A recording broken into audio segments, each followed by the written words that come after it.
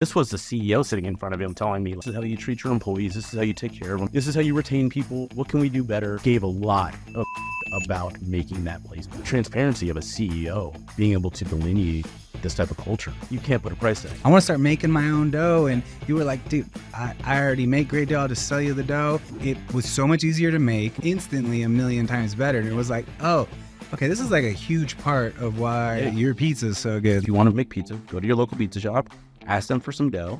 And if they tell you to like, f off, like, they're go to the next pizza shop. I did that for years. How can I help the company be better? I need to improve my leadership. I need to improve my communication. I need to improve me.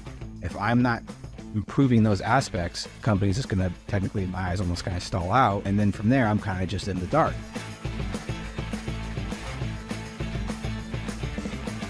Hey, what's up, everybody? Welcome to Born to Tint with the Miller Brothers. Excited for another episode. I'm Ricky, here with my co-host, Josh. How's it going, everybody? Today we have a very special guest, someone I've actually known since first grade, then went through middle school, through high school together. Known him most of my life. Local business owner Ricky Lewis of Rebellion Pizza, and sat down with us. We had a talk about his journey into the pizza industry, a little bit about his military background, all the different restaurants he's worked at, our history a little bit, business, building culture in a business. Talked about a lot of really cool stuff. Tune in, check it out, and make sure you check out Rebellion Pizza in Anthem. The best pizza in town by far, and I'm not just saying that because I know the guy. It's where my kids prefer to get their pizza from, so check it out. When we were seeing some things that we were talking, but the word in the caption was a little off. And it's like when it comes down to it, and like now that I've watched more and more reels, I see it all the time, and it's like, he's 100% right. It doesn't fucking matter. Because I'm watching other content that's literally doing the same thing, and I'd rather have the AI generate it than not do it manually. Well, and then it's also because they did a bunch of editing, and then we saw them like, oh, we need all this fixed, and that's where it's like they took care of it. But then it's like they had the conversation. It's like we understand why you want it, but there is no gain from it. But also too, like think of like out of podcast experts to begin with, they're entrepreneurs to begin with. Yep. So it's like about how many guys are like in things we do are like. You just got to keep moving. I'm hung up on a menu right now, and I'm like, I got to add a couple of items on my menu. We're not moving enough, like new items that I should have marketed, but I'm not because I personally am not just a pizza chef. I run the whole restaurant. I literally redesign the entire menu on Canva and do prints and all that stuff. So it's like it's such a move and I'm the instigator. I'm the guy that's adding tikka masala to the menu, and then it's so good. I got to have a slice of that. Adding it to the prep sheet, and then he's ordering chicken that I can't sell yet because it's not on my menu, and so it's just like a cycle. You know what I mean? You need somebody, and that's literally where we're at. Where I have like front house people now and back house people, and if I can just deal with the unemployment office and the insurance people, then we can move forward. No, I would say that's pretty much where we're at too, where we're building. Well, it's getting past.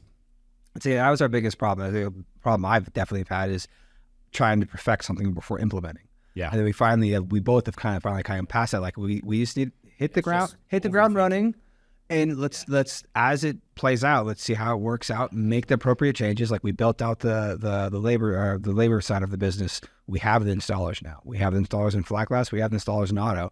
Now we need to start focusing on lead generation, and which we were focusing on at the same time, but. Have all the jobs in the world if you don't have the labor to provide to do it. It's a good problem to have when you have all the work in the world and you have to solve the problem of getting that work done. But then it's like, all right, am I wasting money on marketing or getting the jobs? Am I losing jobs or putting bad taste in someone's mouth? And the fact of like, hey man, I've been trying to get in for like 2 or 3 weeks. I'm just going to go over here, and now you kind of lost a customer for life type thing. It's just one of those things. Stop trying to perfect, just implement and adjust. And keep adjusting as you go. I mean, he's helped me with that tremendously. When it comes down to it, like when we first took on Tint we started going digital, actually just digital in general. We had a program before that we implemented very slowly, and also my dad was a part of it. And getting him to go from paper to digital was, I can imagine. Oh, I hear about all the ideas, like the podcast room over here, this and that. I'm just like, what? Like you're running things, right? Like you would have to have full control to do these things instead of talking.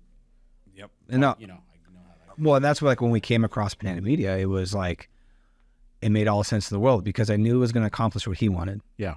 let's start the podcast. And I saw the value in it. Without like making this list of like equipment, space. That was my boom. They made this so easy. Like, see that was my problem. Is I told them like you have to itemize the logistics of everything. Like we don't have time for that right now. We're trying all this stuff. Who's paying for this? Well, thankfully he's so far apart from it now. It's now if anything, I keep my mom at bay a little bit just so when it comes to spending budget. Which time I'm keeping her at bay. I got to get it approved from my sister. It's why we brought her into the company was do budgeting and all that. It was for me like I looked at the logistical side of it. Like idea man, 100%. Amazing ideas. Like it's just ideas never ideas that never stop coming, which are great. But when it comes down to it, it's like I'm looking at logistics sides. Like we are getting our jobs done right now. Yes. Where is this extra time coming from for us to find out kind of cameras, how we need to record it, how is it going to be edited, all that stuff to where it's like when the ad popped up from Panay Media, I was just like, this is perfect. They're going to literally, what it looked like when I got the short form content was everything's going to be done in-house. Thankfully, they're in Vegas. We're in Vegas. Perfect. There's a studio. Awesome. We can go and sit down. And then as they walked us through the entire process, it was exactly what we thought or what it was presented to us. It was come in, sit down, do the podcast. And then from there, we're going to cut that. We're going to edit it down. We're going to create your short form content to put out. And then we're going to help pretty much guide you and teach you how to technically do this, how to get the short form out there to guide them towards your long form content to present yourself as the company to where it's like by the time we get into your home or wherever need be, like you know us. Yeah, you've seen so much of it. It's a podcast. Right? Let's go. Dude. Yeah, it's been a fun ride. We've had a lot of people approach me and Ryan specifically about like we need to see, and we're not in the place right now. I hate telling hiring a person and then saying, hey, film me. Like really hate doing that. I even hate saying it's just like textbook stuff. We don't Veterans Day. If I'm the only veteran on staff, I don't want to be like, hey, it's Veterans Day, make sure you get a post to me. Whatever, right? Or if it's birthdays, I get my partner's birthday. But it's, again, there's no delineation of somebody saying, hey, you're in charge of this. You make sure we get, as an owner, I want to be able to say, me and my partner should be able to come up with and say, hey, let's make sure we get everybody's birthday. Let's make sure we get all new hires and just roll it out. Those are our ideas. Yeah. And we have somebody else execute it for us because in reality, it's too menial to keep up consistently. I want the person that's actually doing the hiring to get a onboarding photo, send that to social, and that's just easy. We can talk that out in a meeting, in an office meeting that we should be having once a week. So these things can be moving forward. But it's like something so simple. And that's that. And you know where I'm at right now? I haven't even done a post on social media in like 2 weeks or something crazy. We got all jazzed. We were hiring a company, and then things kind of fizzled out. We were like jazzed. We're like sweet. And I was like thinking they were going to take over like the next day. And then they don't email us a proposal for like over a week, and then that's the meantime, it was just us having reasons to not move forward with it. So we did it, and now I've like lost steam on it. I'm like, we were doing like posts pretty regularly, but nothing like super high quality or anything like that. And now it's just like takes some momentum out. The plan changed. It's like we're fortunate enough to be able to focus on pizza and not have to focus on social media as too much right this second. But we know we need to be keeping our ads moving and going and keeping momentum. Oh no, we find ourselves in that process constantly where we'll be on top of the ball, and then it kind of either we got a bunch of jobs lined up to where it's like like you guys are operators, you guys are out there, If not. Well, that's the biggest thing that we finally have gotten to the point of we've been hounded by like the one of our sponsors or our only sponsor, Tim Wiz, the guy who runs that company. His name's Eric. We've got to know him very personally over there. He's a really good friend. And the advice he's given us for the past couple of years is like, you guys need to stop installing and start running your business. You need to stop it. And it's like, it's all about goals. Yeah. And then like 2 years ago, it was semi doable, but we still needed to train up the people. Now we're finally at the point now where we have the people trained up to where like we just found out, or I found out a statistic today. Like I didn't even know we could pull it up in our program. I've been on 50% less installs this year than I was the previous and year. Last year was just a drop also. So probably sales increased. Well, yeah, that's the biggest thing is we've been able to onboard people into the company. Now we're starting to set up the systems, the SOPs, and like, all right, this department, this is what's expected of this department, of these installers. This is what's expected of this position. This is the communication we need to have. Every time a problem arises, like, all right, so this happened. This is how we're going to make sure this doesn't happen again, and we're going to try to mitigate that happening ever again as much as we possibly can. Hey, accidents happen. There's nothing you can do about it. Like it's always going to be there behind your back. But when you are blatantly going out of your way not to follow a procedure that will prevent that from happening, I've got a problem with that. I've got a big damn problem with that. So it's great that how established as a company you guys have been. The fact that we were able to kind of step in and take over, having the customer base and everything that we had was definitely a huge advantage. How long's Rebellion been going now? So we opened May of 21. We took over the building February. We kept the doors open while me and my partner were in there. Ryan and I were in there doing everything you see in there for the most part, and then saying hi to every customer that would walk in, explaining who we were, where we came from. If the phone was ringing, we were answering it, And so we opened up May of 21. We just did pizza by the slice, 11 to 4. Ryan, we were still trying to transition out of our other jobs. So Ryan was manning the fort for like 3 weeks without me until I finally was able to transition out of Craft House at the tap room downtown. And then we were both on board, and we were the first two there. And then we were like, real quick, luckily, as busy as we were, I had a buddy that left us at Pizza Rock years ago to get into a new industry. And he just was out of work. And I was like, this was like one of the best guys we had. So he came on, his name was Sean. He came on and helped us out and got us, we were so busy so quick. And we got to a place that we were, after only a few weeks of working every day, we were like, it was, Saturday at 1 a.m. and we were making our third batch of dough before we could go home or something. Yeah. And Ryan was like, maybe we can close Monday, Tuesdays or Sunday, Mondays or whatever. We're so waxed. I told Ryan, I said, we can't have this conversation right now. I said, we would be too emotionally charged to have this conversation. Yeah. Let's talk about this tomorrow when we've got a full night rest.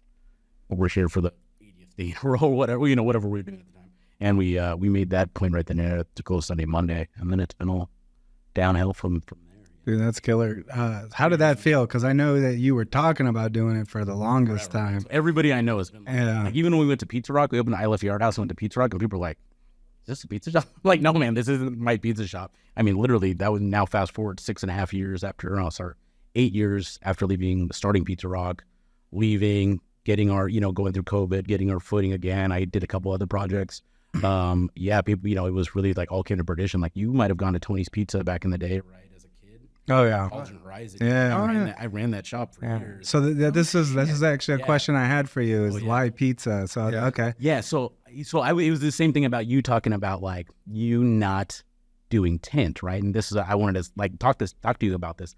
Like right now is almost my ideal situation because we're not in the next project yet. So when we get another restaurant going, I'll be diving into that. But I get to go into the building and make pizza. I have a person there that opens up the building. She does all the bookkeeping. Our assistant manager, B, is amazing, safe. Like, I go in, I push out 4 focaccias into a pan, let them prove. I make 6 pizzas for the window. We open up, and we have, like, a nice, steady lunch. And then by 2 o'clock, the rest of the team's coming in, the dinner crew's coming in, and, like, just down. This was great that it worked out at 3 o'clock. I was able to just walk out, hey, guys, thanks for, holding it down, not even thinking about it. These guys, our team's great right now. And I get to go in there and just make pizza because I really, really want to. Ideal situation for me right now is working 25, 30 hours a week, 5 days a week. I get to go open up that window and make pizza because I really enjoy making pizza. That's awesome. We've been so fortunate that the team's crushing it so much. And me and my partner have kind of split our hours now. I'm kind of more of the days and he'll do more of the nights. And Ryan will stay through the dinner shift on a lot of the power shifts. And he's working with our 2 best pizza guys, Mikey and Marco, let's say, and our kitchen manager and our lead pizzaiola. And, and I'll get to fill in every once in a while, and it's fun. Like it's enjoyable to get beat up or make some pies with these guys, and because we're so close quarters, and it's literally one guy stretching, one guy topping, one guy working the oven. And, it's like there's a lot of camaraderie building. Yeah, it's such an artisanal skill. Maybe different. I don't get than the tint thing. Maybe not really. There's a skill set. Oh yeah, no, totally. So like. Guys have such a level of pride. You see, Ryan and I's whole plan forever was front kitchen. Where we came from, all the kitchens were hidden, and it was just a shit show for the most part, right? Just so much going on. So we said we were front of house guys, building our career. We said, we need to be these guys that are up here. We're not paying for a hostess. We were going to be the first server and pizza guys. So we said, hey, we are going to be the guys like saying hi. So those first year and a half was just like, again, just getting hammered up there. Hi guys, how are you doing? Fine to see, blah, blah, blah. You guys see our spiel Yeah, no. Every time I walk in, You know, like that's the goal, is to have that interaction. But at the same time, we were doing that, and then just like, I'm going to go do a lap around the dining room as a restaurant manager. And now we get to like literally make pizza and spin pies and work in a hot oven and get dirty. I mean, I literally had to change my shirt before I came here because it was covered in, we'll joke and we call it pizza dust, which is just fun. You know, but yeah, you know, I enjoy doing it. I did it from 16 to 21 on and off for Tony's Pizza. I was 16 and then I'd get a job. At 17, I could work here. So I would go do that. And then I was like, I'd be kind of boring. I'd go back to Tony's. And then there'd be a new owner would take over, and I'd go work at Circuit City because now I'm 18 and you had to be 18 to work there and selling cell phones and stuff. I thought it was so much better than making pizza, not coming home smelling like shit every day, and or just like pizza, I guess. And a new owner would take over and they say, hey, give this kid a call if you're ever getting a bind. He'll come bail you out. And so, yeah, so I'm the 18-year-old kid, fresh out of high school, right before I joined the Army. I was gonna say, yeah. It was doing schedules for 15 people, hiring, terminating, all the ordering. At one point I was living there open to close for like maybe 4 or 6 months straight before I joined the Army, living with my aunt up the road off of Horizon. So you did the guard or reserve? Yeah. I'm in a National Guard. I left 2003. Okay. Yeah, I think so. I think that makes sense. It's been a minute. Yeah. No, 2000. I was out of the Well, Army. we go way back, man. Yeah. I think you went to Newton, right? We go back, yes. Yeah. I went to Charlotte Hill. Okay. Yeah. Oh, so whoa. We go back to first grade. Oh, dude. Yeah, so I don't even think you knew about it for a long time. For a long time, we knew each other since fourth grade Yeah. from like Faye Galloway. Does that sound familiar? No, Just Burkholder. Burkholder, it must have been then. So I didn't know the Charlotte Hill place. Yeah, so Dude. so first grade, we had a mutual friend. I think I've talked to you about this once. But we had a mutual friend named Kyle growing up. You guys lived close by here, Warm Springs, and like Yeah. Yep. Right down the road. Right? Yep. Yeah, I went to Wiener, which is just up the street. First half a year. We lived I there. stayed the night at his house. He had a big pool in the backyard. Remember, I think we all BMX at the time. He had a dope little red line bike or something, and I remember literally going to this house and this hamster bit me, and I barely even knew that we just knew each other from class. And I think you were right next door. You came over and hung out. Okay. And I don't know what clicked, but for whatever reason, I don't even know how I got to that memory, but it's not like we saw each other a lot after that. Yeah, Burkholder for sure Yeah, is for sure. where. And then That's obviously why I wasn't sure if you went to Newton or not. But No, I went to Charlotte Hill. okay. Newton, Okay. Newton was only like first, second, third grade, right? And then like Charlotte Hill was just fourth, fifth, sixth. Yeah. And so I was already in the fourth grade, I think, Okay. by the time Newton opened up. Yeah. And then I moved to Old Henderson. Yeah, that's Went to where. Faye Galloway, Burkholder. So when you were going to Faye Galloway is when I went to Yeah. Newton. So Yeah, we I moved from Charlotte Hill up into Old Henderson, and that's when I went to Newton. Yeah. So and then everybody at Faye Galloway and Newton ended up going to Burkholder. Yeah. Burkholder. Sorry. I'm confusing Newton with Wiener. Yeah, that's where he went. That was Wiener the. was next door to Charlotte. Yeah. Sorry, that's when Yeah. Newton was up in Old. Yeah. It's real. And it's crazy to think like how many years. Straight through high school. And then you joined the Army. I did a couple years later. I did a year of CSN Yeah. and UNLV and I was not emotionally ready for it. I couldn't, it was like bad breakups. Yeah. I did half a semester. Yeah, it was just like, I was wasting a lot of money on Yeah. credits. And so a recruiter enticed me. He's like, you'll be away for a year. They're like preaching security clearance, TS, long, 40, 45 week AIT training outside of boot camp. What was your MLS? 25 Sierra satellite communications technician. Oh, nice. So it was like security clearance, like heavy comms tech. That's cool. Only training I was already very elevated in like computers and IT, but to get training that only the military is going to train you on and then throw a security clearance your way was huge. And then hopefully trying to come back and get a comms job, which would be just Yeah. after being on it for a year. I remember I came back and I went right back into a busboy job because I was only 20 at the Monte Carlo on the Strip, and literally like some super special recruiter. They first stayed back at work after being on for a year. First guy's sitting in a booth. He's like, "Hey, card special agent. Hey, we're looking for guys that go to Kuwait. We need your training. These weird things." Yeah.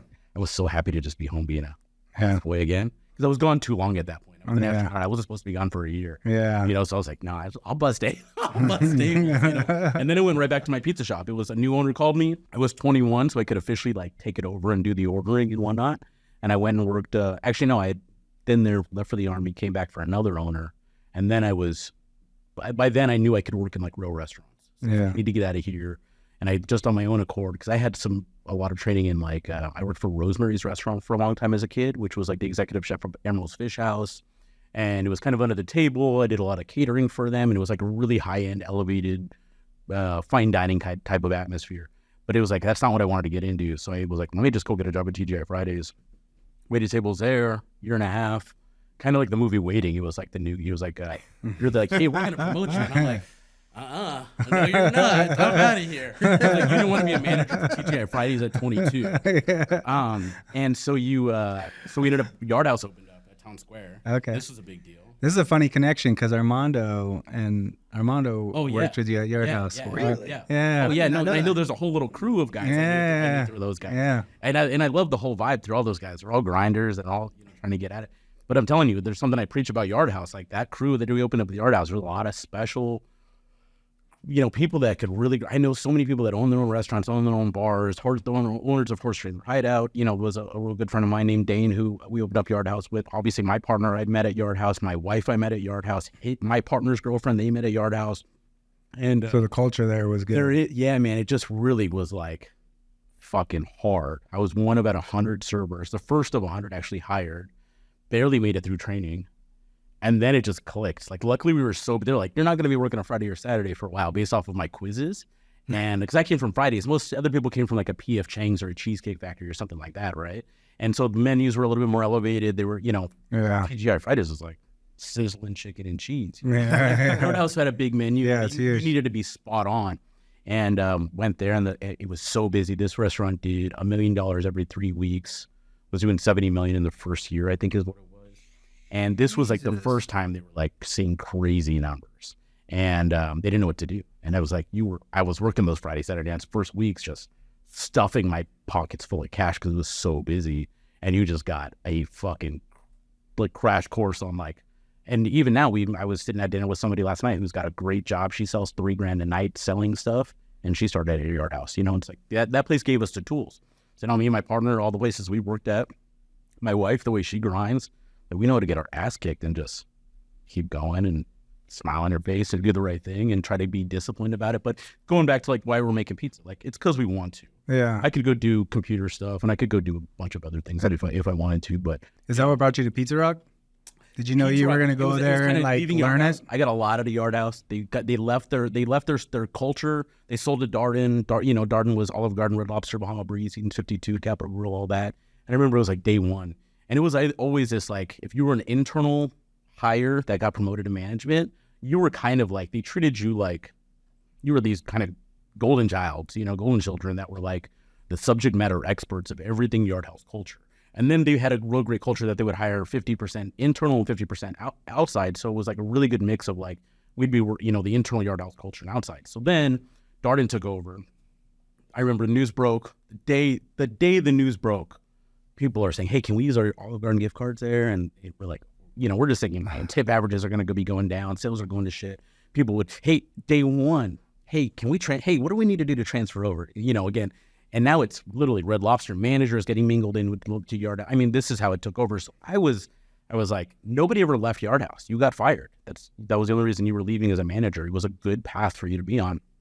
And I was really unhappy with my own personal situation with the company, kind of getting blackballed by the regionals, whatever. And it was that mix of like, you had a little bit of an ego if you're an internal promotion and they promoted you hella fast, and then you have expectations, right? So I made my bed and pieced out and took a $20,000 pay cut and answered a Pizza Rock ad, pretty much just like committing career suicide, which I really thought I was. But it was probably just a transition for me to just get out of Yard House and until I got into something else, right? It wasn't really supposed to be that big, but it was like pizza downtown. I probably just wanted to break the rigid nature of Yard House. It was just really like on it. And so got that. I was lucky enough to bring on Ryan, my partner now. He came in and helped basically set up the bar and be in charge of that for us. And actually, coincidentally, again, because I knew that Yard House culture, they weren't dating at the time. His girlfriend now, Kate, she helped us out too. My wife ended up coming into the mix and working for one of our other restaurants that we opened up. I ended up calling one of my old Yard House friends who was a manager out in New York City. She came out and helped us out. So it was like, I'm building our team now, like all like buddies, friends, yardies. we're going to take our culture that we liked from Yard House and implement it into Pizza Rock. And we got pretty far. I think we did a lot operationally. We did a really good job, I think, of opening up. Think of Third and Stewart. Think if you've lived here your whole life and you've seen a Neonopolis go down there and you've seen all these failed revitalizations of downtown. Oh yeah. I truly feel like we were really part of 2013, 2014. First year of Life is Beautiful. The breweries all got these. Yeah, the timing is perfect. It was it's stuck down there. Like we see now, Fremont East is developed. Container, everything that's down there, right? All the festivals and everything. And so after a couple of years with that, we opened up more locations. We opened up Pizza Rock GBR. We opened up a Slice House. I was able to get, a deal with them that got me to where I'm at now. You know what I mean? That it was really lucrative for me in terms of like being able to set all those things up for them. But ultimately, it just lacked the, culture is one thing, but then when you got to get that culture to the top line, to the people making the real decisions on finding, like Yard House, for instance, a GM and an AGM level manager would go to 2 separate meetings, fly to Irvine, California from wherever they were in the country every month. The GM would fly every month to Irvine. 1 or 2 AGMs would fly every month. They'd be in separate meetings. One would be called a leadership exchange. One would be called a leadership meeting. And this was the CEO sitting in front of him telling me like, GMs, you're supposed to do this. This is how you treat your employees. This is how you take care of them. This is how you retain people. What can we do better? And really gave a lot of shit about making that place better. And then they would have the AGMs in a different meeting. And they would teach them, hey, this is what you're going to do in your GMs.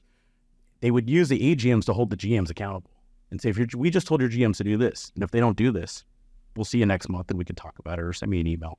And so the transparency of a CEO and a COO being able to delineate this type of culture, you can't put a price tag. Now I can do the right thing as a GM or an AGM or any manager and say, hey, I see that GM stealing or that GM's has an inappropriate relationship with this person or whatever. And we can do that because it wasn't the right thing to do, wasn't the culture, without fearing repercussion of the fact of like that GM's going to lose their job, let's say potentially. We did the right thing. We're keeping this culture living. But there was a badass VP of recruitment in Irvine that would just send you the next best thing. Great. That's a great system. Pizza Rock was a little bit different in the fact that, especially if I was the head ops guy for the first 4 or 5 years that I was there until a VP came on, the problem would be that if I needed to terminate somebody that shouldn't be there and make the place better instead of somebody holding it up, I didn't have some badass recruiter filling up, so it almost perpetuates a cycle of things not going the proper way. It's kind of makes things unsustainable. Now if sales go up, your budget should go up for your managers and, get things to a sustainable spot. We were able, I think part of the culture, we talk about things that were the reason we call rebellion. Rebellion, it's that. It's like Ryan and I, we both are there 5 days a week, overlapping a ton for as long as we needed to make sure we weren't missing anything. Yeah. Hired guys that were running Pizza Rocks, 8, 9, 10,000 square foot locations with teams of, 50 to come run our little restaurant, pay them a little bit more, have them work a little bit less. We just took them out to Del Frisco Steakhouse. A badass, management dinner. And we didn't include everybody because it's kind of, we have some of those rotating door employees and it's not something we have set in stone that just says, hey, let's have a company party every year regardless of the output or the input or morale or whatever. We didn't do it last year because we had a little bit of turnover right at the end of the year. That was weird. The year before that, we took 20 people deep out to downtown, did some Cornish It was a whole team. So we did Cornish Pasty and bounced around a couple bars and spent a couple $1,000. Did some bonuses, which was cool for us to do it like our first year that we opened. Yeah. And then last year we were we didn't even think let's not do it. This year we're like, let's take care of these people. Letting us. We have a lot of time off right now. These guys are killing it. They're not going out to these types of steak dinners. Let's take them to somewhere that they wouldn't go to. And had dropped a bunch, dropped a nice bill on and didn't really think much of it. And me and my partner Spurs as well, and try to not think too hard about it.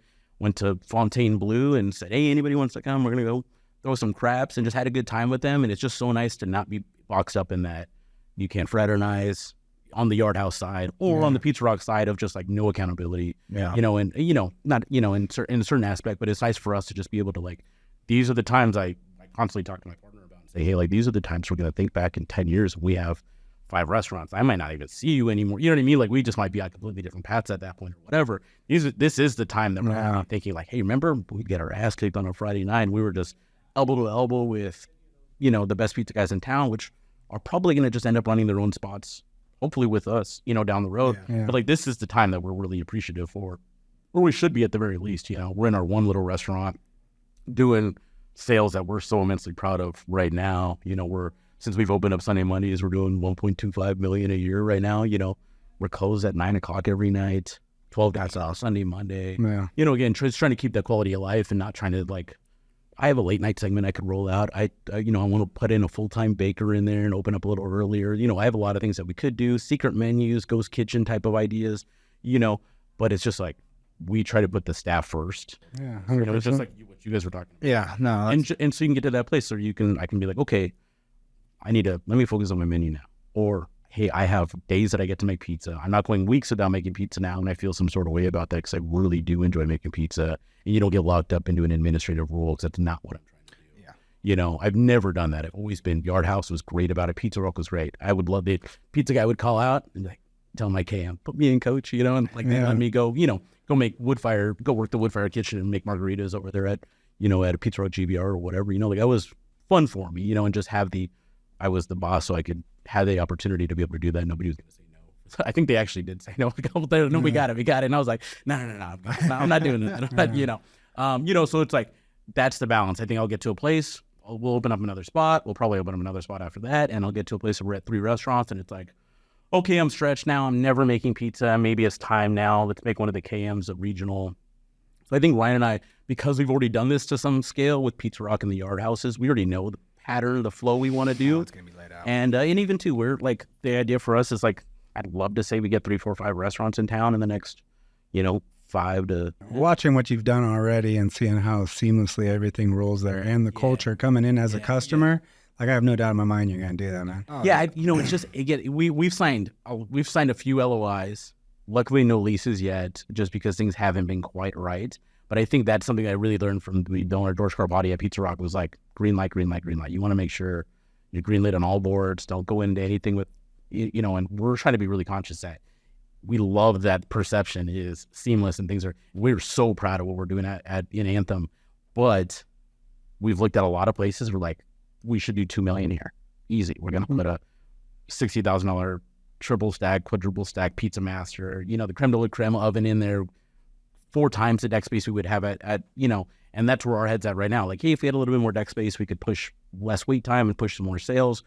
But in all reality, for us to be able to do the sales we do at a square footage we do on not a main road. Definitely. We've pushed our online sales. We get 94% of our orders coming online now. And to be able to think we don't want our ego to just push us into another location. Yeah. We could go get a loan for, we could hire for, and just, you never know, man. I've worked at places and you lose your top 3 guys in one day. And I've got home in tears and just like, so we're really appreciative for where we're at right now. We don't necessarily feel like we need to. Yeah. And we've slowed down. That was a really big, we got really close and then we're like, so we have an idea in our head. I think we want to crank out a couple to-go locations because the front of house dine-in aspect of things, which I think we're going to keep unique to our restaurant right now. We'll probably pump up a couple 1,500 square foot. It might look similar to like a Capriati sandwich shop, little slice window in the front, maybe 4 tables in the front, but no full service. And so then that takes away from the local beer. It takes away from that aspect. It takes away from maybe the wrestling and the Star Wars and, things like that. So we'll see how that plays out. But labor is everything. You don't have the people. Absolutely. We'd rather hire one guy, hats backwards, aprons on, ready to do dishes, ready to make pizzas, ready to answer the phone. And those are the 3 things. It's like, hey, you're a pizza guy, right? You have problems doing dishes? No. You have a problem talking to people? No. Like, they will just say, yeah, I don't do dishes. Right. So we have to find a very unique person. We have to get them way up to Anthem.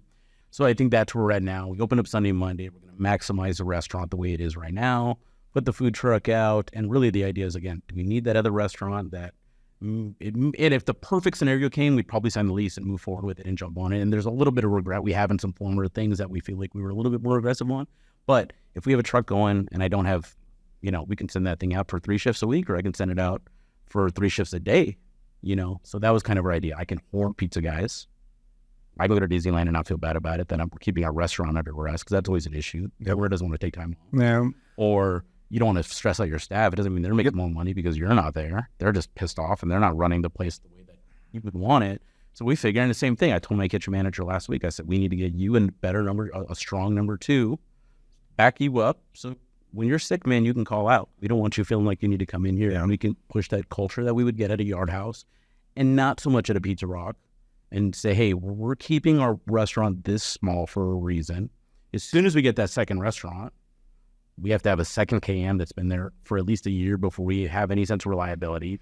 Going to strain our kitchen manager now to some degree, you know, and it splits me and my partner up practically indefinitely. You know, we'll have an overlap period. We'll both be at the new place, and then I'll have a home store and he'll have a home store. But yeah, I think ultimately that's just where our path needs to be. It's just like we never wanted to open up Sunday, Mondays, or we're like, this just makes sense. We have to get something moving sooner or later. Now we've done it, and then we pulled the Band-Aid off, and we're kind of over it. Sunday, Mondays are. I love the fact that you're able to do that. That's a conversation we've had a couple of times. Yeah. I'm like, I think it's cool as hell that they're able to do what they want to do, have those days closed. Yeah. Even though Sunday's probably killing you, especially during like football season. Like you have to see the money that you were missing out on that. That's all I think about on Sundays when you weren't up on Sundays. Like, You know, I go get this pizza. So Tony Gemignani, one of the owners of Pizza Rock, has Tony's Napolitana in San Francisco, right in North Beach, and it's like the heart of the whole neighborhood. Like it's 1 hour line out the door before they even open every single day. Michelin restaurant, and the first, I think, couple of years at least, they were only open 5 days a week. And the amount of dedication you can give to a team and say, hey, you guys all have 5 days. You're all getting 40 hours. You're all going to make this exact amount of money. You can put such a level of quality to what you did. And that's what we did for at least the first. We didn't lose. We had the exact same team that we opened up with, that we added bodies on for 10 months. And that's why we did that big Christmas party, the first one we did out, and we did big bonuses. And it was like, this is awesome. But then it's hard to, and sales were so good. It was like, yeah, we were adding money to the bank and we were making a lot of traction, but we spent a lot of money in upgrades. And I think it got to a place that we were finally like, hey, we're kind of plateauing a little bit. We've put money for salaried kitchen managers, you know, like we're really, you know, and even to me and my partner, we are not like necessarily taking disbursements. We're active in there. So we pay ourselves enough to get by. And so there's not a ton left over, especially with two partners and whatever. So the idea for us is to say, okay, we want to keep growing. We want to grow personally too. Yeah. I've been in my house for 12 years. I'd love to get a new house closer to my restaurant one day. And we need to either get another restaurant going. And if we're not doing that, then let's just keep moving forward. That's what it is. So if we didn't have the Sunday, Monday to go into, it would be us pressing another restaurant a little bit harder, or getting that other trailer going or another truck going or whatever the case may be. Even right now, we're saying, hey, we can get a truck going. Right now, we close after Sunday, Mondays, we open up. If you go into my walk-in cooler, I have enough speed racks to hit the door on your way out full of dough. So now we get into the situation. Well, again, as soon as that truck rolls out, for me, I wanted to do 3 more racks of dough a week. Now I literally don't have the space to fit it in there unless we figure out some type of redes, you know, unless it basically just gets made and goes right into the truck. We know we'll get those other restaurants. It's definitely the big goal for us, but we've had some interest in a couple different local resorts. I won't really get into that was part of it. Another reason we're like, let's not go into something we have other room to go into, because this VP of X Casino is going to give us a call and say, hey, we're ready for our expansion. Let's go jump on this. Or we have another resort that we're actually trying to lobby to get into. You know, that'll help, you know, again, just get that food court presence or whatever the case may be. We already have those connections. Just being able to really dial in what we do, you know, and that's what's been really nice. Like or at least my role, this is the same way I acted, or like you would go into meetings for Pizza Rock or whatever. I had a lot of ownership of how things, you know, ran in that company, you know, so it's been really nice that it's felt natural going into these situations, or like sitting down with these kind of big wigs, you know, and these, you know, for these casinos or resorts, and kind of being able to match the verbiage and not have us. And it actually gets a lot of attraction for us because they're not treating us like a couple paisano pizza guys. Yeah, you just seen Fly By Night started up yesterday. Yeah, they know pretty quickly that we're like, again, if we get too caught up making pizza, we're not going to be able to do all the other stuff and move forward, and that we're really making pizza because we want to. And, you know, that's pretty much it, just because we enjoy it. But pizza, I think diet proof, COVID proof, history proof, recession proof, deliver to your house, whatever the case may be, as opposed to, you know, to say, hey, the same thing is about tacos. No, there's certain taco shops I order from and certain that I don't. And there's obviously the case with pizza. Yeah. But I think like in terms of like, you know, just COVID alone, just all the diets we go through, what we do, and we don't, it's hard to market it from this level, but I'm really like to get into this world. But I mean, like, for instance, you know, we're one of only like, you know, 10 shops in town that uses the starter, let's say, right? between like that, and that's the difference between setting up like a good pizza shop from a great pizza shop. It's just how they're handling their bread, and are they using some type of starter, whether it's a sourdough starter, Yukon or Monzu, or Pizza Rock uses a Biga starter. I think Good Pie's using a Biga starter. I think same thing with Metro, and then we use a Polish starter, which is just, you know, it fits our needs a little bit easier. Some places don't do that at all in that aspect. So just being able to like take the certain techniques that we're doing is definitely going to set us apart. And it allows us to. Now, again, I could make pizza. If you weren't doing that one thing, it could be the difference between $1 million a year. You know, that's my experience. The shops that aren't using a starter, me and my partner are in them every week looking at them because they're for sale. Yeah. They're not doing it. We see their full. Yeah, your crust, your dough is crazy. And you know, I was coming in buying just the dough for a while. Yeah. So, you know. But like Ricky said, he said, like, it doesn't make you feel like shit. Oh, yeah, no, totally. No, I know. Well, that's why broken. I can eat your entire pizza, and it's like, and then go run. I feel good. Yeah. I feel good to go. So it's usually my go-to after a nice long run, if I have that planned out, is like I'll run 10 plus miles in the morning, and it's like, and I'll fast after that. I'm like, I'm going to get pizza. But you know what? Even too, just like all the sugar, so much of the sugar is eaten up out of that because of the fermentation process. All that. Oh, that's interesting. Activity. Yeah, I mean, it's a huge part of it. Huge part of it. On again, it's different. If you were to get 2 or 3 day old dough to a 4 or 5 day old dough, you know, really 3, 4 is really our sweet spot where we want to be. But you know, it's even too. I like to use for my own sake, I'll throw a 6 day old dough in there, or even a 7 day old dough that we might turn these things into knots essentially. But like they don't, you can tell they don't brown as much because the yeast is eating up all that sugar. But technically they'll just fall. They'll fall. The gluten is so broken down that you couldn't even make. I couldn't make it. Some pizzas you couldn't make at 7 days. You can make it look like it, but as soon as you go to stretch it, it'll literally fall apart in your hands. When I was a kid, Tony's Pizza, let's say, 2 day old dough was like liquid in you were done. It was done. It wasn't what we call a strong dough. We use Tony Gemignani's 00 flour that's, you know, milled here in America.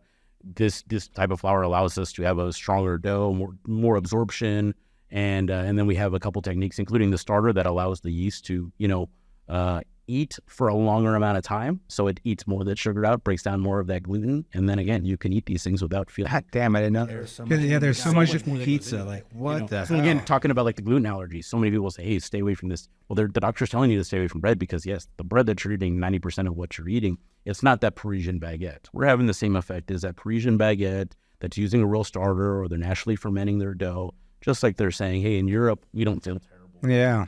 Well, yeah, we nature's wheat or whatever honey bullshit that I make my turkey sandwich with. So, you know, I kind of the jiu-jitsu and Mikey Musumeci being on the pizza diet, I had my little run there while training jiu-jitsu or getting ready for a tournament that I'm like, well, I'm going to try this. So I actually came in and asked you like, hey, I want to start making my own dough. And you were like, dude, I already make great dough. I'll just sell you the dough. Yeah. And I had already tried using pre-made dough from like Whole Foods. Yeah. And on the pizza oven that I got, like, it turned out all right. Yeah. But then when I came and got a sheet of dough from you can't do nothing. Like it was so much easier to make. It cooked so much better. It was instantly a million times better. And it was like, oh, okay, this is like a huge part of why your pizza is so good. Like the crust is always awesome. And I didn't even know any of that stuff about the yeast. That was a big thing for me growing up. I think it might have been like a Bobby Flay or something. I used to watch a lot of cooking shows growing up, and they said you should go to your local, if you want to make pizza, go to your local pizza shop,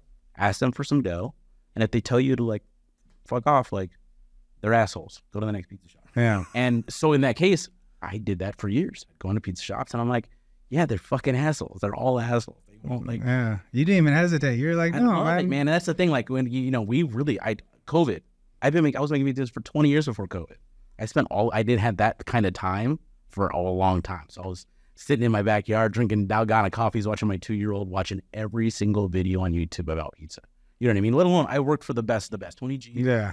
There's no arguing. 13-time world champion of champions. He's the leader of the world pizza champions. Like he is, and to what I was able to absorb from not just him, but from Laura Meyer or his executive chefs that he had in our restaurants regularly. And then I was the guy that could hold our other chefs accountable and say, hey, this is how we need to do things, or just a technique that I brought into Rebellion and said, hey, I mean, I'm talking simple stuff that nobody would even know that these were the techniques that I was trying to pull up, because I did have a strong pizza background prior to even Pizza Rock.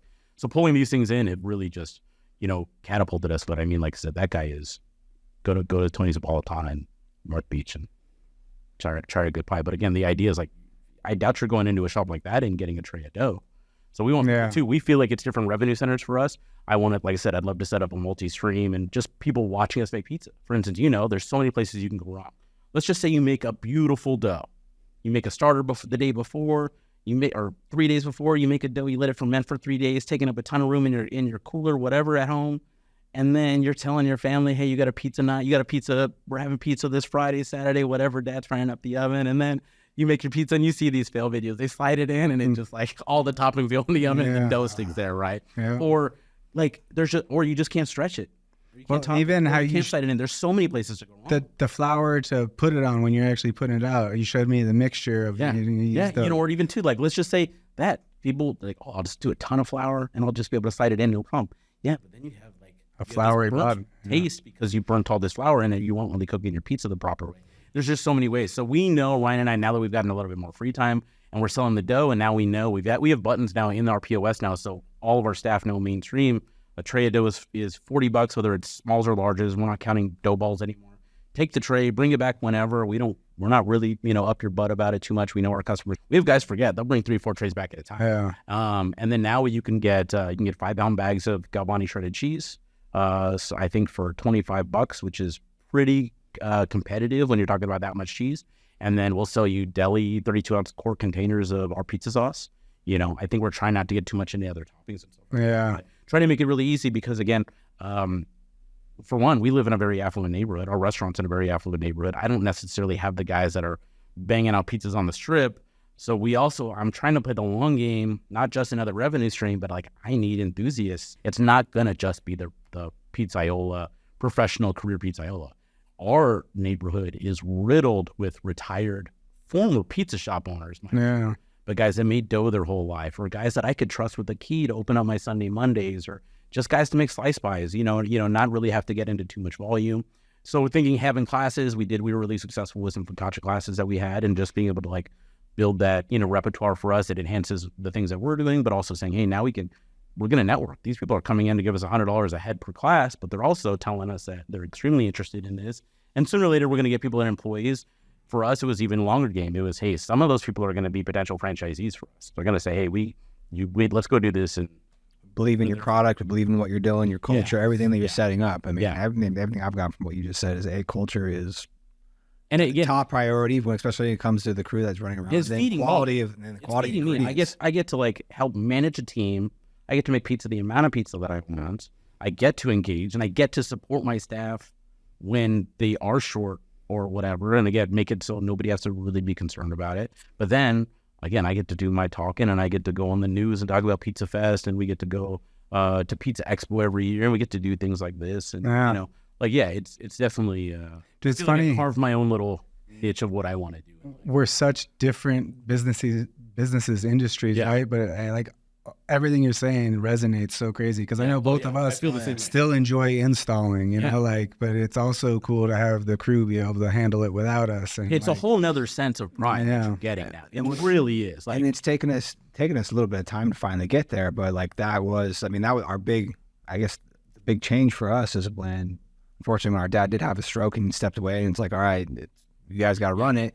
Like where we were already kind of going is, hey, we cultured. We had some employees that you could say were not by their own fault. I think also just situational too. It ended up being a cancer situation. Yeah, we weren't good enough leaders. We let stuff fester. It's toxic. It just that was able to be that got kind of purged. You can't avoid that. Yeah, it kind of got purged from our company, and then from there, it's like our first stepping stone was, all right, we want to provide the culture that we want people to come work here because you enjoy coming to work. Like no one wants to go to work when God damn, I gotta go to work right now. Oh, yeah. And especially enjoying what you're doing too. Like we've gotten lucky with our last couple hires. Like we had a cousin come in of one of the guys we'd hired, and the reason why he came in, in our interview, we sat down. He was like, I'm at a spot right now. He's working on the Strip, was he? Yeah. He's working a hotel casino at the Wynn, and where he was like, I saw the track of where I could make more money. Yeah. But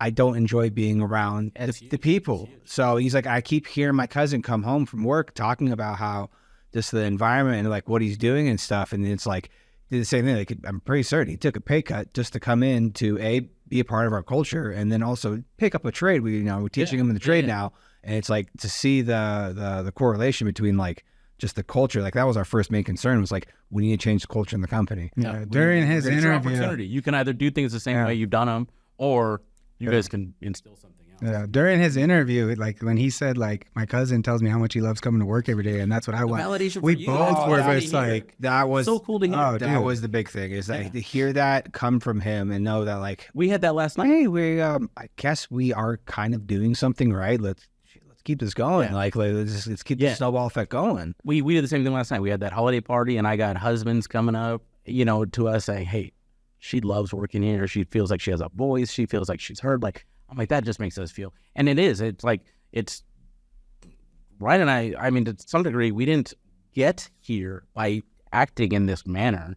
We're able to be operators now and make our decisions to do this. We didn't become 35-year-old restaurant owners by being really nice to people, right? This is Las Vegas. It's a hospitality, capital of the world. You have to act a certain way to get in a certain manner. So now that we're so conscious about this. I'm so happy to have a partner that really shines this light on me a lot of times, because I don't naturally go that way. It's either militant or just like, hey, this is your job. You signed up for this. Like, you know what I mean? Like, we're all here for a reason. But at the end of the day, you guys are perfectionists. I'm a subject matter expert for what I do. Nobody's going to drive the passion for what I do. I know I cannot put that into anybody else besides my partner. No. Expect that. And you guys can either beat your head against a wall, or, which they hate, Oh, yeah. if you're repeating yourself. Like, I do not want to be that guy that's like, oh, here comes fucking Ricky. I was that guy for a long time. Oh, you're just going to fucking say something. You know what I mean? Like, whatever. Yeah. And I nitpick the shit out of something and just like, whatever. And at the end of the day, it's like, well, me acting that way, I'm feeling satisfied. But those people don't want to work with me. Like, it takes a little bit of time for me to be like, I would rather them want to work with me than me not get exactly what I want. And it also turns into the long game. Explain You the don't want to why. hear and tell them, because and really, like, right now we're in this process of like, let's train our kitchen managers, our management team to delineate, because like I know people don't want to hear it from me. They don't. I'm going to come off too harsh. I'm going to come off micromanaging, whatever the case may be. It is. That's the role of it. It's two owners in a 1,500 square foot restaurant with 3 other management type of people in it. You know what I mean? There's a lot. There's a lot of chiefs and not enough Indians to some degree. And but now it's nice. It's nice to feel like we're actually getting somewhere and we're not yet. That's how my interviews are. My interviews are the guy from the strip that could be making 80 G's a year is just a line guy, union, full bennies, this and that. And we're like, yeah, you should. I'm not going to pay you that. But what I will pay you is like 55 grand, and you're never going to get called in. You want to like in that 20 guys will give up 20 grand to make sure that they never have to worry about telling their kids or parent or wife that they got to get called in to work, because it's not just that. You're going to get called in every Sunday. You're not going to have Sunday, Mondays off. You're going to get called in every single Sunday. So like, that's what we do with our kitchen manager. Hey, you work Tuesday through Saturday. Sunday, Mondays, you're in charge of this building still, but don't even expect to get a call on Sunday, Monday. It's not. So we really try to make commitment, because that's what it is. The servers we hire, again, anybody could walk into a Cheesecake Factory right now, get hired on to be a server, or a Yard House, or any of these big box restaurants, make a ton of money because they're all so busy. Post-COVID, all these restaurants are so busy, and they can make a ton of money. But just the frustration of you going into a shift every day, and it's not 4 or 5 shifts, it is 6 or 7 shifts you're walking into, they're calling you in, there's no way out of it. Well, you're also going into the cook that works 3 jobs, whose food looks like shit, it's coming out late, cold, fucked up, it's wrong, whatever. Yeah. You have to deal with that.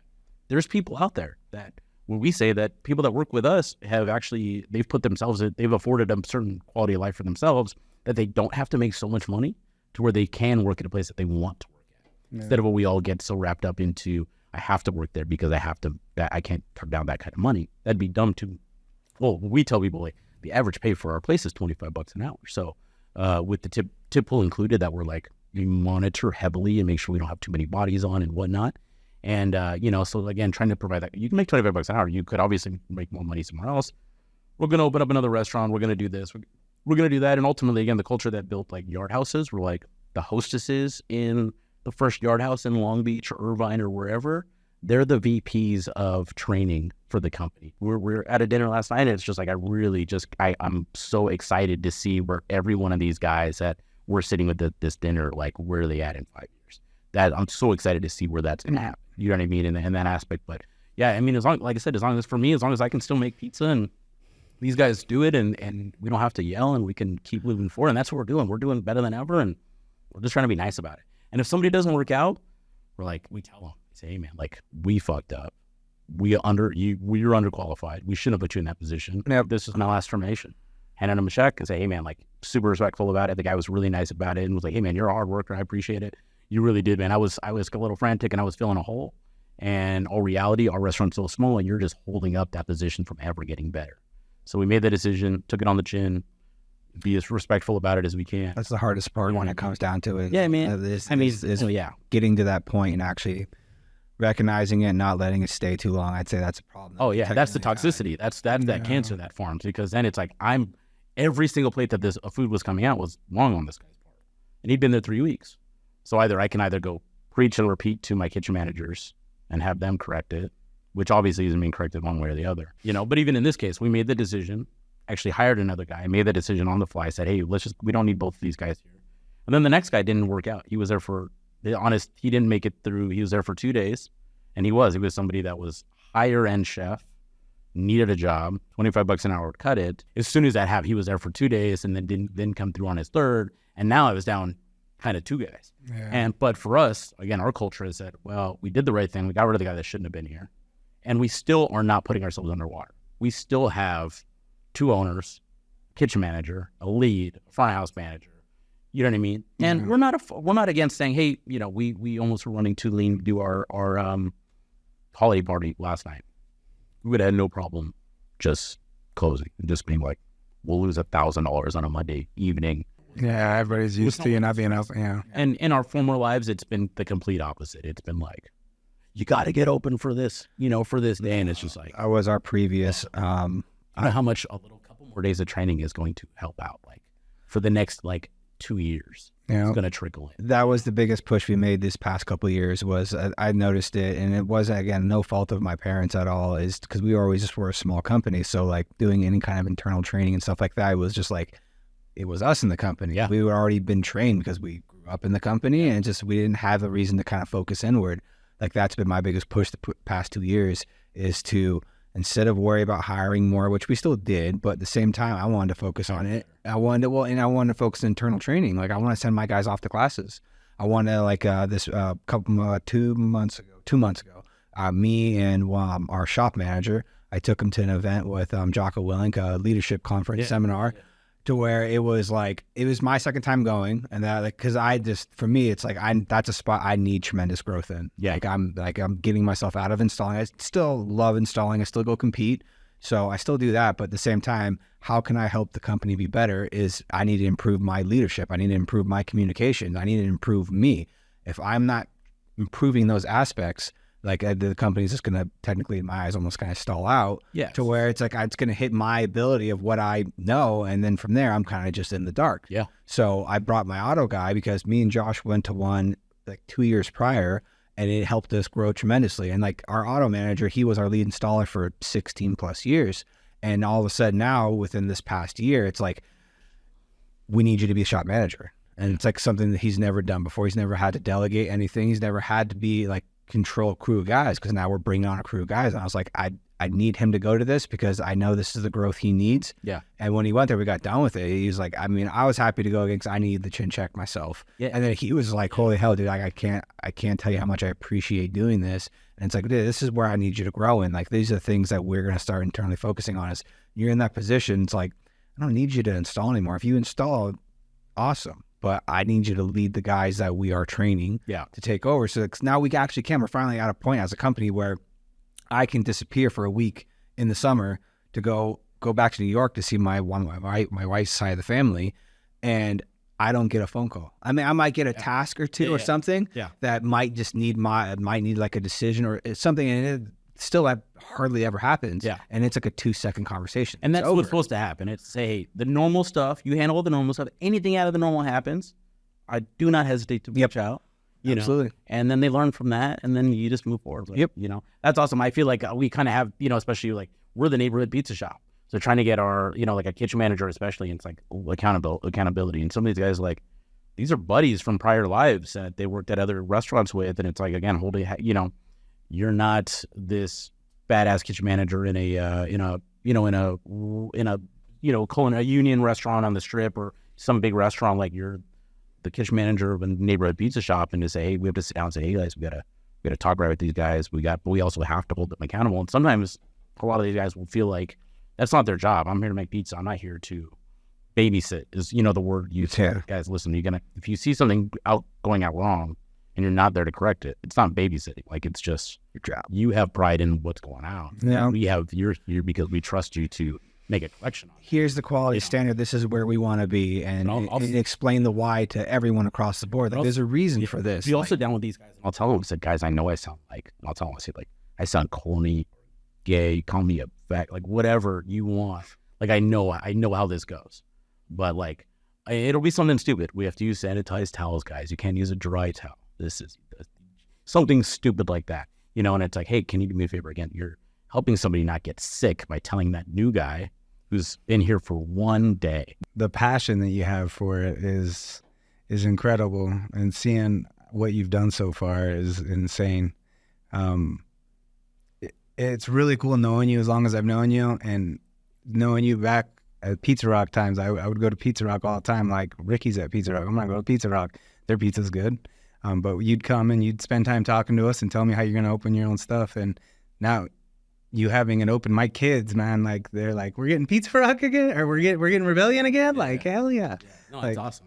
I think that's a huge, like, you know, when I've gotten that a lot, is like, hey, your passion.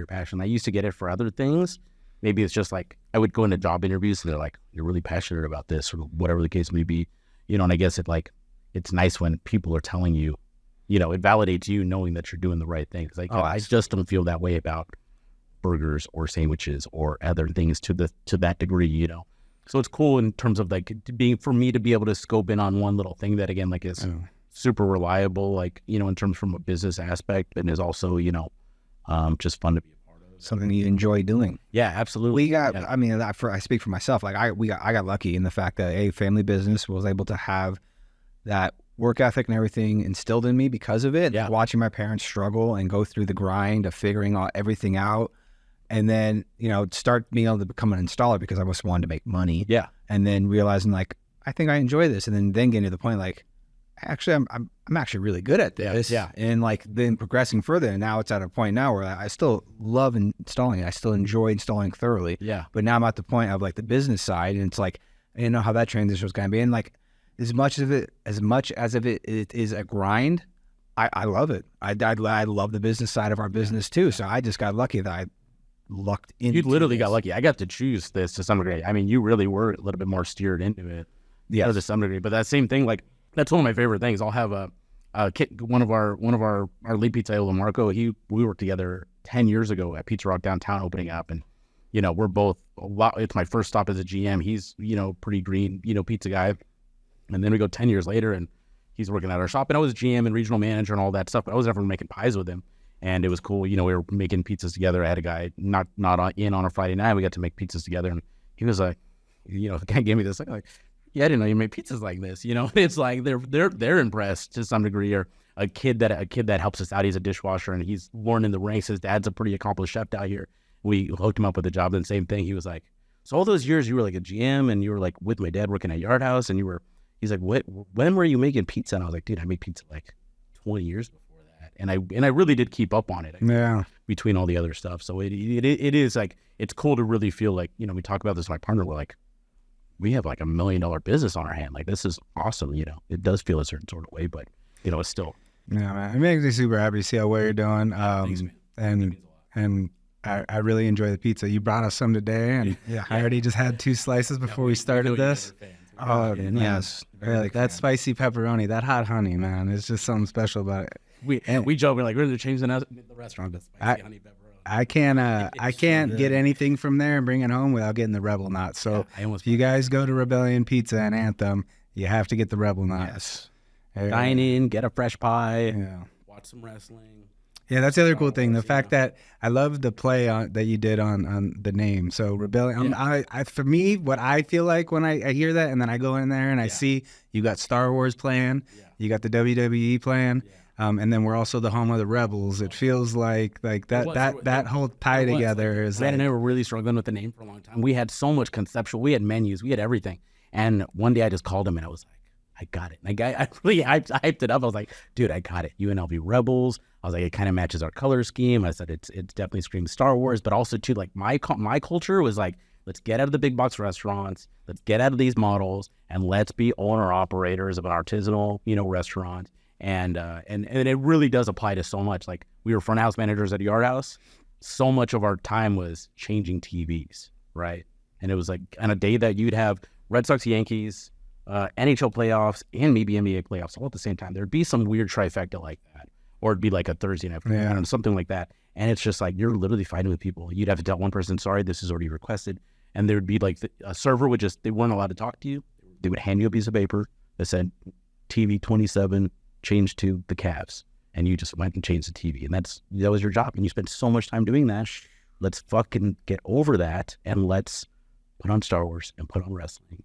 And people can put their phones down and dads are telling their sons, this is Stone Cold Steve Austin, watch out, he's about to stun this, whatever. It's like the funnest Saturday lunch banter that we get out of this stuff. And again, it just preaches the family, our tables are kind of close together and it was like, let's get over this COVID thing. Like pretend like you're walking into a Manhattan restaurant and we're sitting right on top of each other because you're getting the best pizza, whatever the case may be. So just being able to, it's almost like we can try a little bit less.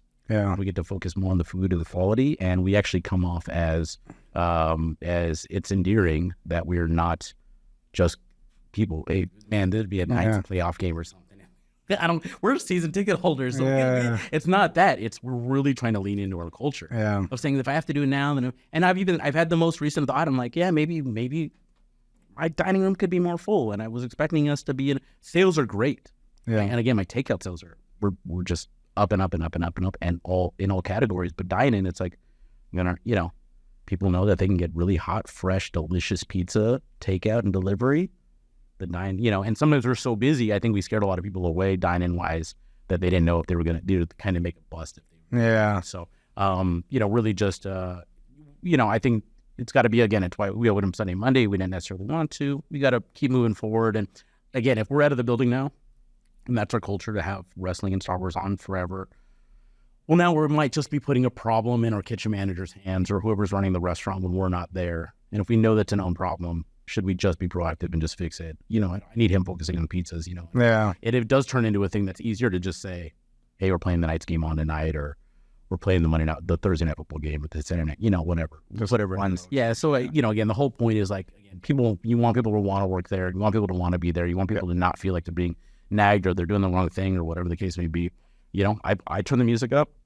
We'll have customers, hey, can you turn the music down? It's Friday night. They're with their adult, children drinking wine and beer. And I'll politely ask them, say, hey, it's Friday night. You walked in a place called Rebellion. We're going to keep the music. I love it. You could lose it. And again, I know that I'm the owner. I can say that. My partner can say that. Even if it wasn't what we wanted each other to say, so I want to be adaptable in that aspect. I don't want to make problems for them, but, culture is a lot too.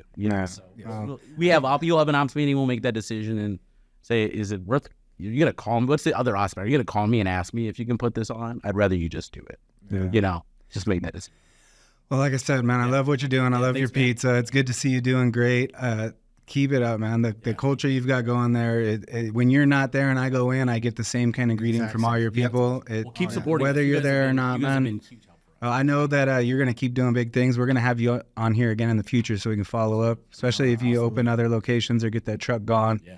Hey, we appreciate everyone tuning in for another episode. You guys know how this works. Hit the subscribe button, follow along, see our journey, as we go over or talk with local entrepreneurs, local businesses, people within our tin industry, just trying to inspire growth and everyone moving forward. So please follow along, hit subscribe.